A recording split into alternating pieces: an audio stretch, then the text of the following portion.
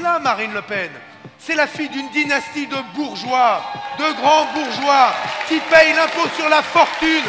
C'est la moins bien placée pour représenter les pauvres. Si, demain, les électeurs votent en fonction de ce qu'ils jugent être le meilleur projet, ils voteront pour celui que je propose parce qu'il est le seul qui, de la transition écologique à la 6ème République, en passant par la protection sociale que je veux construire en fonction du travail tel qu'ils le vivent, pas tel qu'il a été. Bien sûr, toutes ces questions, je formule des réponses nouvelles. Je veux continuer le travail de remise en cause des privilèges. Parce qu'il y a des privilèges qui sont indus.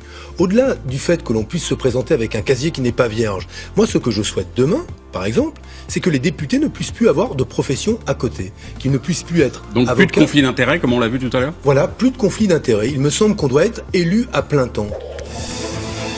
Bonsoir à tous. Nous vous proposons ce soir un débat inédit, un débat sans doute historique, qui rassemble pour la première fois la totalité des candidats à la présidentielle. Vous êtes la France, dans tout son métissage, avec toutes vos différences, et vous incarnez le plus beau visage de la République, parce que ce qui nous unit, c'est justement la République. Vous encore, qui avez reconstruit la France, Polonais, Espagnols, Portugais, Italiens, étrangers hier, aujourd'hui authentiquement français. Vous, qui lisez la Bible, qui lisez le Coran, mais plus nombreux encore, vous qui n'avez aucune religion. Vous êtes la France. Et moi, je veux vous unir. Je veux vous unir derrière un projet qui s'inscrit dans ce qui a toujours été l'héritage de la gauche. Un projet de justice sociale, de fraternité, de liberté et d'égalité. Un mot sur Madame Le Pen qui joue les victimes, elle qui passe son temps à désigner à la vindicte populaire les immigrés et les musulmans, puisque c'est son fonds de commerce. C'est quand même assez amusant de vous voir les jouer les victimes. Mais en l'occurrence, dans ce domaine-là, vous êtes guère convaincante. Moi, je voudrais dire, qu'est-ce qui choque les Français? C'est le sentiment d'impunité. D'impunité, de voir que, par exemple, le patron de BNP Paribas prend 700 000 € d'augmentation de son salaire quand effectivement, comme Madame Arthaud l'a dit, il ferme des agences et licencie du monde et qu'en même temps, une caissière peut perdre son travail parce qu'elle a volé une tablette de chocolat. J'ai un désaccord avec vous, Jean-Luc Mélenchon. Je pense aujourd'hui que là où vous mettez très haut la barre des menaces, il aurait fallu que vous mettiez très haut la barre des solutions. Ça manque de solutions, votre programme sur l'Europe. Et c'est la raison pour laquelle ça finira au plan B. C'est ma conviction. Moi, ma conviction aujourd'hui, c'est que le chemin que vous proposez, c'est la sortie de l'euro et de l'Europe. Nous ne pouvons plus aujourd'hui laisser vieillir nos parents dans cette indignité qui consiste finalement à ce que des personnels soignants nous disent quoi ? Nous n'avons plus assez le temps de nous occuper de nos seniors. Oui, il y a deux choix politiques radicalement différents. Et là où vous organisez le démantèlement de la puissance publique, là où vous vous désarmez, Monsieur Fillon, et là où vous désarmez la France, moi je veux la réarmer.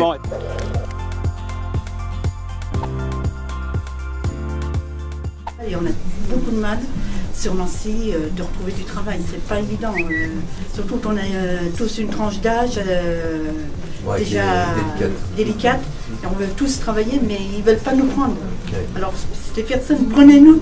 Parce que nous, on veut travailler. Mais ils veulent pas nous prendre parce que pour eux, on est trop vieux et trop âgés. Merci d'être là. On a voulu présenter le revenu universel pour que les gens sachent exactement qu'est-ce que ça changera à leur feuille de paye. Tout ça, ça mettra 35 milliards d'euros dans l'économie qui permettront, grâce à la consommation des gens, de réinjecter aussi de l'argent dans l'économie.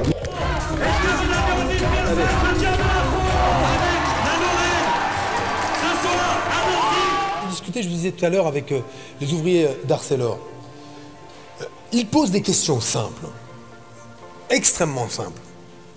Est-ce qu'on se préoccupe encore ou est-ce qu'on veut encore qu'il y ait des ouvriers dans ce pays? Oui ou non? J'ai pris position hier soir dans les débats par rapport à l'avenir des chantiers STX. Et ça rappelle exactement les questions qui ont été posées sur les hauts fourneaux ici.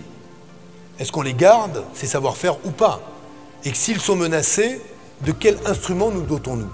Et s'il faut utiliser la nationalisation temporaire comme un moyen de conserver ces savoir-faire, quitte à ce que demain nous trouvions les partenaires privés pour revenir au capital de ces entreprises, oui, la nationalisation temporaire doit être utilisée. Tant que la Russie de M. Poutine qui protège Bachar el-Assad comprenne que la solution politique, c'est la Syrie intègre, la Syrie qui trouve une solution, mais sans Bachar el-Assad. Il n'y a pas de solution avec un criminel de cette nature. La seule place pour Bachar el-Assad, ce sera devant les tribunaux internationaux et nulle part ailleurs.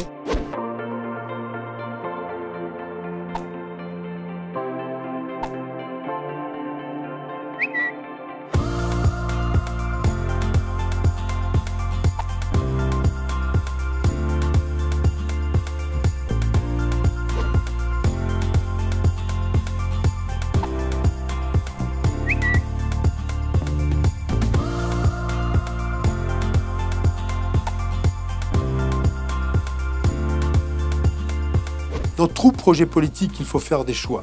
François Mitterrand avait un choix clair en 81. Il avait fixé un cap.